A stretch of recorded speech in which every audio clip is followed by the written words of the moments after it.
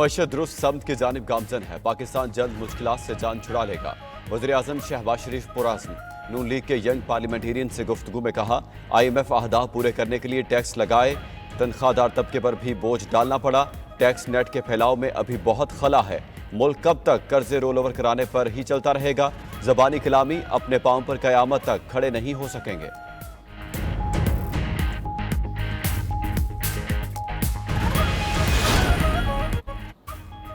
कौम की कुर्बानियों से हासिल किया गया अमन हर कीमत पर बरकरार रखा जाएगा। Army chief general Asim Munir का दहशतगर्दों के गठजोड़ को शिकस्त देने और गैर कानूनी सरगर्मियों को खत्म करने के अज़्म का अयादा।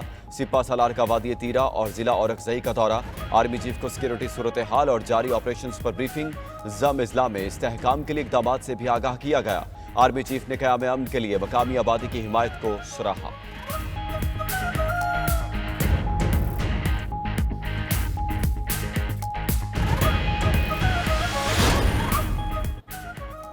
FIA का बानी PTI के एक्स अकाउंट से धमकी आमेज पोस्ट की तहकीकात का फैसला।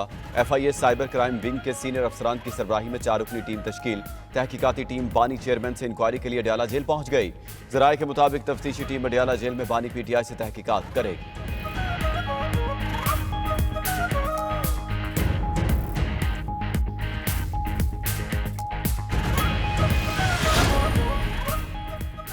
बानी की जानिब से सोशल मीडिया पर पैगाम जारी किया गया था।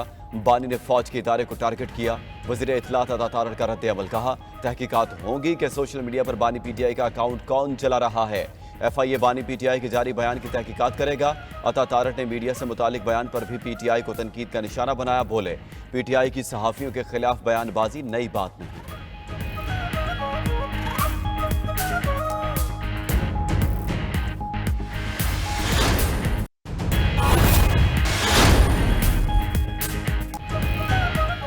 जुडिशल कमीशन का इजलास। रूल्स के ड्राफ्ट को हतमी शक्ल दे दी गई। नए ड्राफ्ट के तहत चीफ जस्टिस हाई कोर्ट और सुप्रीम कोर्ट के जजेस की तैनाती के लिए 3 नामों पर गौर होगा। हाई कोर्ट में जज तैनाती की नामजदगी मुतलका चीफ जस्टिस, सीनियर जज और सूबाई बार काउंसिल के रुकन करेंगे। 28 सितंबर को आइंदा इजलास में ड्राफ्ट रूल्स की मंजूरी दी जाएगी। इजलास में सीनियर तरीन जजेस, वजीर कानून, अटॉर्नी जनरल और नुमाइंदा पाकिस्तान बार की शिरकत। वज़ीर आला बलोचिस्तान सरफराज बुगटी की बतौर वजीर कानून शिरकत की।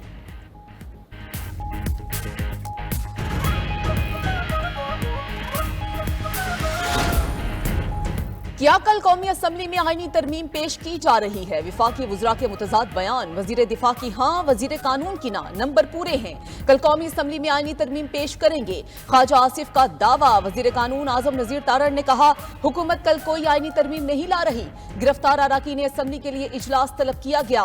जब तक इजलास रहेगा प्रोडक्शन ऑर्डर कारआमद रहेंगे। नायब वजीर आजम इसहाक डार का किसी भी आईनी तरमीम से इजहार ला इल्मी।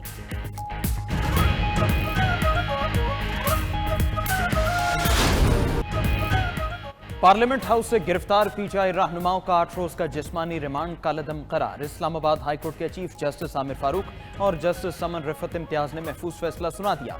अदालत ने MNAs को जुडिशल रिमांड पर जेल भेज दिया।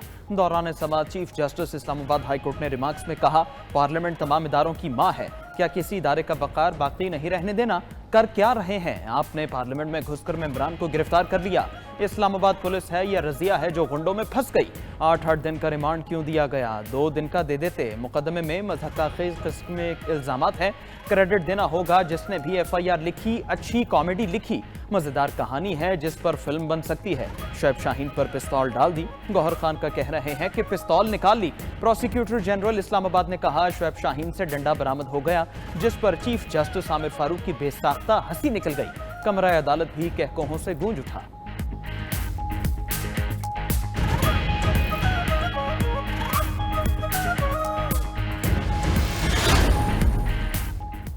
बानी PTI की फ्राहम करदा मुलाकातियों की लिस्ट पर अमल किया जाए। इस्लामाबाद हाई कोर्ट का सुप्रिंटेंडेंट अडयाला जेल को हुक्म। बानी PTI अपने दस्तखत के साथ अपने कोऑर्डिनेटर्स की लिस्ट अडयाला जेल हुकाम को देंगे।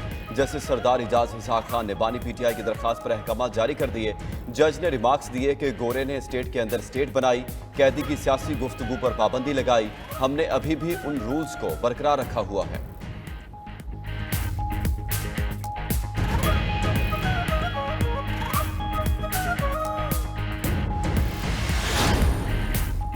स्पीकर कौमी असम्बली ने पीटीआई गिरफ्तार अरकान के लिए पार्लियामेंट लॉजेस को सब जेल करार दे दिया। स्पीकर ने वजारत कानून और शोबा कानून साजी से मुशावरत के बाद पीटीआई अरकान की दरखास्त पर मंजूरी दे दी।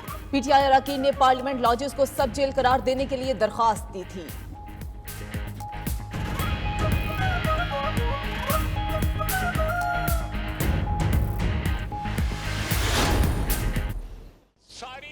गंडापुर जो है यहाँ पे कोसार में आईएसआई वालों के पास बैठे रहे सारी रात कि उनसे पूछे तो सही, हम नहीं पूछते, हम नहीं ये जुर्रत करते।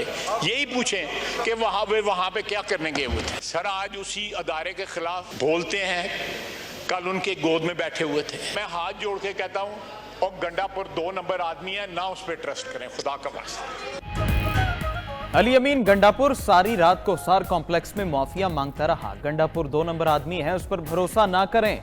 वज़ीर दिफा ख्वाजा आसिफ का कौमी असम्बली इजलास में इज़हार ख्याल। कहा स्पीकर अय्याज सादिक ने कौमी असम्बली की खुसूसी कमेटी पार्लियामेंट के मसाइल हल करने के लिए बनाई है। जिन बातों की मजम्मत हो चुकी, कल कमेटी में वही बातें दोहराई गईं। इजलास में भी ये गिरफ्तारी का रोना रोते रहे। मैंने अपनी पार्टी को बता दिया है, पार्टी का हिस्सा नहीं बनूंगा। तहरीक इंसाफ के गिरफ्तार अरकान को पार्लियामेंट पहुंचाया गया। इस्लामाबाद पुलिस ने 10 अरकान को सार्जेंट एट आर्म्स के हवाले किया। कौमी असम्बली इजलास कल दोपहर 3 बजे तक मुलतवी कर दिया गया।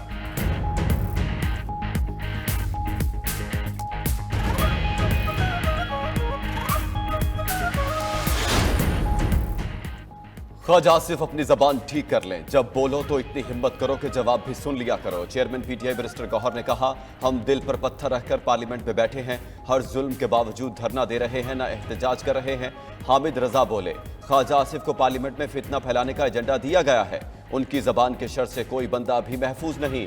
लतीफ खोसा कहते हैं, पार्लियामेंट पर शब खून मारा गया, सिक्योरिटी एहलकारों को मुअत्तल करके पार्लियामेंट की इज्जत बहाल नहीं हो सकती। हुकूमती अरकान को भी नहीं मालूम कि क्या तरमीम लाई जा रही है।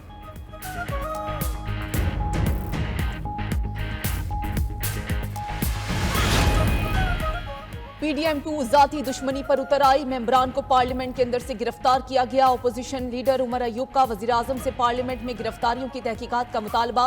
मीडिया से गुफ्तगू में कहा कि बानी पीटीआई के खिलाफ तमाम केसेस बोगस हैं, उनको कल या परसों रिहा हो जाना चाहिए था।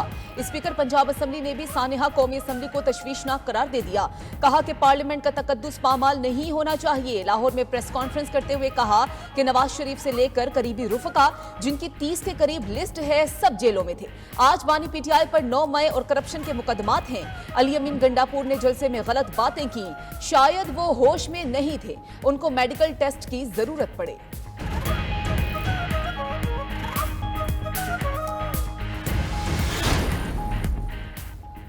कौम की अजीम कुर्बानी से हासिल किया गया अमन हर कीमत पर बरकरार रखा जाएगा। Army chief general Syed Asim Munir का दहशतगर्दों के गठजोड़ को जामे तौर पर शिकस्त देने के आज़म का यादा। गैर कानूनी स्पेक्ट्रम में सरगर्मियों को खत्म करने का भी अज़्म दोहरा दिया। सिपा सालार का वादी तीरा और जिला औरकजई का दौरा। आर्मी चीफ को सिक्योरिटी की मजमूई सूरत हाल, इंसदाद दहशतगर्दी के लिए जारी ऑपरेशन पर ब्रीफिंग। जमशुदा अजला में इस्तेहकाम यकीनी बनाने के लिए कसीरुल-जहती इक़दामात पर भी ब्रीफ किया गया। आर्मी चीफ ने पाक फौज के अफसरान और जवानों के बुलंद हौसले और खतरात के खिलाफ मौसर जवाब देने की तैयारी को सराहा।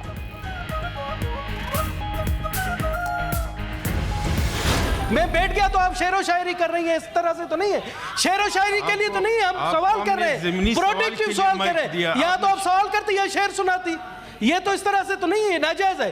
सर मैं नहीं छोड़ूंगा, करूंगा ये भला शक बैठे नहीं। अब मेरा ब्लड प्रेशर नहीं चढ़ा है डॉक्टर साहिबा, आप बैठे प्लीज, आप बैठे, मैं बोलूं बैठे, आप बैठे जी। आप सेनेट इजलास में वज़रा की अदम मौजूदगी पर हॉल में गर्मा गर्मी। सेनेटर्स का एहतजाज। सेनेटर जरका सोहरवर्दी और सेनेटर दिनेश कुमार में तल्ख कलामी। सेनेटर फैसल वावडा ने कहा, फलक नाज सितराली माफी मांगे या रूल्स पर अमल करें, नहीं तो वॉकआउट करेंगे। हुकूमती अरकान का सेनेटर फलक नाज सितराली को ऐवान से ना निकालने पर walkout. Opposition leader Shibli Faraz बोले, ये ड्रामा रचा रहे हैं, ये कठपुतलियां हैं। वज़रा का ना आना वतीरा बन गया है। हुकूमत की ऐवान को दी जाने वाली अहमियत वाज़ेह है। 9 सितंबर के वाक़े पर वज़ीर आज़म का कोई बयान नहीं आया। हर वो वजीर जिसने जवाब देना है उसे ऐवान में मौजूद होना चाहिए। कोरम की निशानदही पर सेनेट का इजलास कल शाम 4 बजे तक मुलतवी।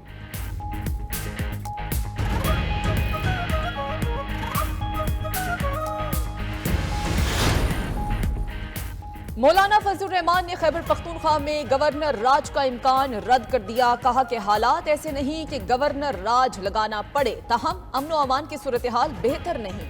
मौलाना ने अली अमीन गंडापुर की अफगानिस्तान से बराह रास्त बातचीत के बयान को जज्बाती रद्द अमल करार दे दिया। कहा हकीकत का इससे कोई ताल्लुक नहीं। आईनी तरमीम के लिए वोट से मुतालिक सवाल पर मौलाना फजलुर रहमान ने जवाब दिया कि इस्लाहात पर जो तजावीज़ दी हैं उनमें से कोई चीज आती है तो गौर किया जाएगा। कोई सूबा बराह रास्त किसी मुल्क से मुज़ाकरात नहीं कर सकता। सेनेटर इरफान सिद्दीकी का रद्द-ए-अमल। कहा उमूर खारजा का शोबा सूबाई नहीं विफाकी है। अली अमीन गंडापुर गलत रिवायात को जन्म दे रहे हैं। खारजा पॉलिसी बनाना सिर्फ विफाक का काम है। पाकिस्तान की खारजा पॉलिसी को मजाक बनाएंगे तो ये नाकाबिले बर्दाश्त है। अफगानिस्तान भी दफ्तर खारजा को एतमाद में लिए बगैर बात करेगा तो ये बड़ी खिलाफ वर्जी होगी।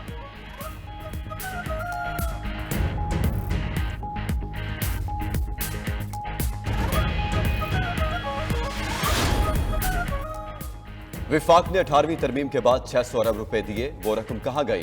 गवर्नर खैबर पख्तूनख्वा सूबाई हुकूमत पर बरस पड़े।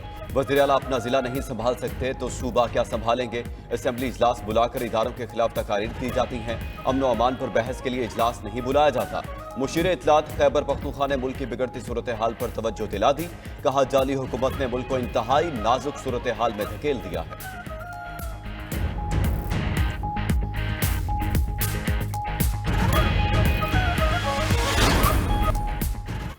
और chairman people's party Bilawal Bhutto Zardari कहते हैं आईनी तरामीम लाने के लिए पार्लियामेंट में इत्तेफाक होना लाजमी है। हम चाहते हैं अदलिया ताकतवर हो, आम आदमी को फौरी इंसाफ मिले।